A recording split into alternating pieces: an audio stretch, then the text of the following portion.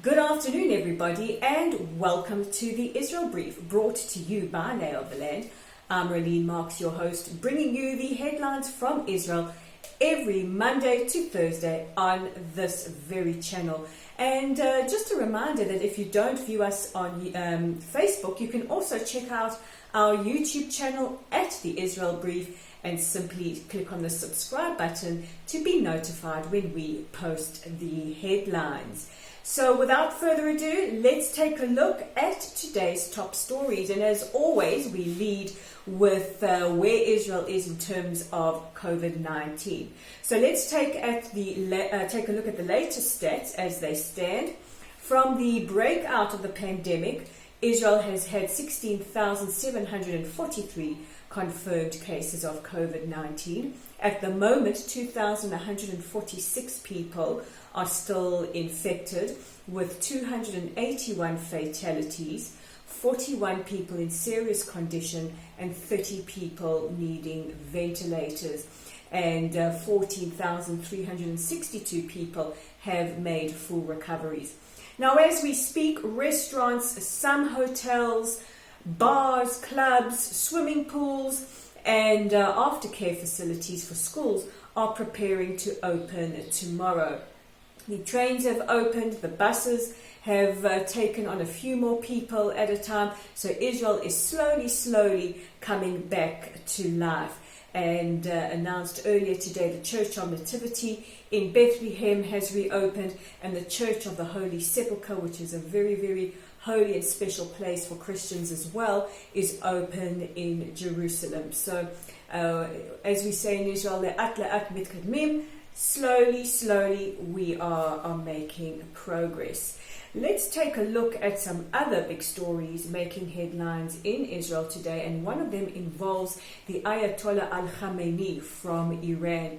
Now, last week, the Ayatollah took to Twitter and used his Twitter handle to preach some of the most gross hate invective against the state of Israel, including calling the Jewish state a cancer that should be eliminated, and launching a poster for Al-Quds Day that featured the words "final solution." Final solution is the terminology that the Nazis used for their final plan to eliminate the majority, or nearly all, of Europe's Jews during the Second World War. Now, Israel's new Minister of Strategic Affairs and Public Diplomacy, Orit Farkas-Hacohen, has written a letter to Twitter CEO Jack Dorsey, where she has asked him to please suspend or block the account of the Ayatollah. In her letter, she states that social media should be a place for the free thinking of ideas and expressions, but shouldn't be a place where people can express violent intentions, hate speech against another nation, and calls for genocide. And in other news, we now look at some sports news. Sports has traditionally been a great unifier and is usually something that transcends politics and brings people together. And many of us are deeply saddened today to hear that Palestinian soccer star Abdallah Al-Jabbar, who played for the Palestine national team, was summarily booted out of the team because he has signed with an Israeli soccer or football, whatever you decide to call it, to play for the following season.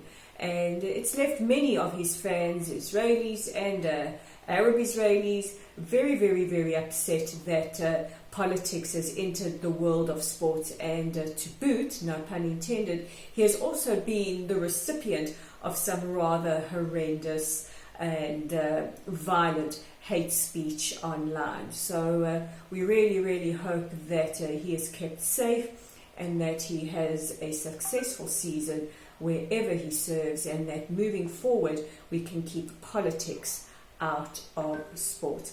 Now, speaking of politics, an aging rocker turned poster child for BDS, Roger Waters, has a lot to say about the state of Israel, and you can check out what he has to say in my latest article that will be featured on our website at www.layoftheland.online. That will be available tomorrow. You can also check it out on our Facebook page. While you're there, give us a like or a follow at Lottel's site. Look out for our fetching profile picture. We look like that.